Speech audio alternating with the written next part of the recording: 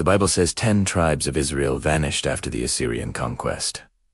History calls them lost, but what if they weren't destroyed? What if they journeyed far beyond the maps of the old world, across oceans no one remembers? What if the lost tribes of Israel reached the Americas? Hints linger in strange places. Early Spanish chroniclers in the New World were startled to hear native peoples speak of bearded visitors long ago, teachers who came from across the sea. Some missionaries even claimed they found echoes of Hebrew words in native tongues. Most of it was dismissed as imagination or zeal.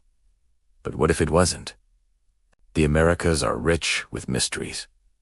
The Mesoamerican codices describe white-robed figures bringing knowledge. Some Hopi stories tell of ancestors who came from the east, carrying sacred objects. Even the Cherokee once spoke of people of the book who walked among them. Could these be fragments of memory traces of a people who crossed the ocean, carrying their faith in exile? From a native perspective, visitors aren't impossible. Trade routes stretched farther than most historians allow. Canoes crossed vast waters. Peoples met, mingled, and left traces in story. If the lost tribes fled not just Babylon but the whole old world, why not across the sea? Survival often means going farther than anyone expects.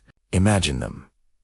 A remnant of Israel, desperate and scattered, building ships on unfamiliar coasts. They follow the sun west, guided by stars and faith.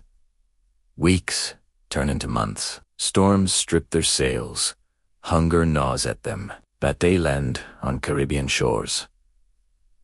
Or Gulf coasts, even further north. They settle, intermarry, adapt. Their faith mixes with local traditions. Their words fade into new tongues, but their memory survives in myth. Some point to ancient mounds in North America. The Newark earthworks in Ohio align with lunar cycles in ways familiar to Old World astronomy. Petroglyphs in New Mexico resemble Hebrew letters.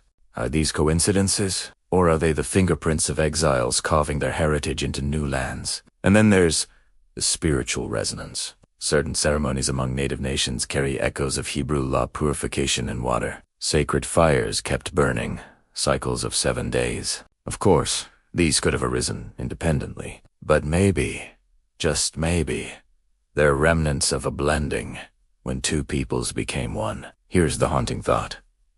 If the lost tribes reached the Americas, then the discovery of the New World was not discovery at all. It was a return to a land where their kin had walked centuries before. History would not be a tale of separation, but of reunion forgotten. Picture a Hopi elder standing beneath desert stars, speaking of ancestors who journeyed across the great waters. Picture an Israelite scribe, exiled and weary, recording psalms on bark before teaching his children to plant maize. Different worlds. Same survival woven together in silence. If this is truer, then the story of the lost tribes isn't about disappearance. It's about transformation. They weren't lost. They became part of the Americas, part of the people and land, leaving their mark in stories that still echo around firesides.